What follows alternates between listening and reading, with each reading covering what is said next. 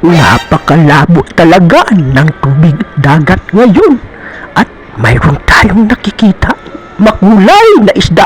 Patay kang tinamaan natin. Hala! Isdang pinagbabawal pala ang aking natusok.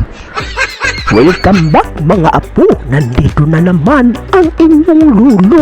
Grabe, napakalaki. Patay kang tinamaan na naman. Sisid ulit tayo mga apo. At dito may nakita tayong isda. Patay ka ngayon. Patay ka. Ayun nako, nakawala pa. Mabuti na lang, nahabol pa natin. Patay kang ayan, tinamaan na naman. Gitik ang isdang napakasarap sa sabaw mga apo. Lalakas na naman ang tuhod ng inyong lulo. Ay hala, may isda. Kulay puti. Tusukin nga natin. Patay kang hindi natin tinamaan.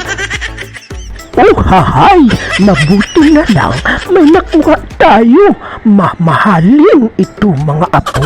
Mahal pa sa isda ang isang ito. Ang tawag dito sa amin ay lapas. Oh, at dito naman, dahan-dahan lang tayo. May nakikita tayong alimasag. Patay kang ayan. Naku, nabulisay na. Sa mata ang tama. Sniper talaga ang inyong lulo. Makakahigop na naman tayo ng masarap na sabaw. Dahil mayroon na tayong alimasag, may pusit pa tayo. At dito sa muli kong pagsisid mga apo, napakaganda ng mga corals dito. At may nakita tayong makulay na isda. NANI?! Patay kang ayan, tinamaan na naman.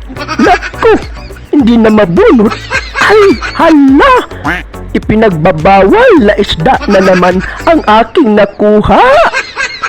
At dito, nalubugan ko ang isdang marites dahil pagsilip ko sa bato, sumilip din. Patay kang ayan, gitik ang marites. At ito ang mga isda natin mga apo. Maraming salamat sa inyong panunood dito lang kay Lulo Panaboy.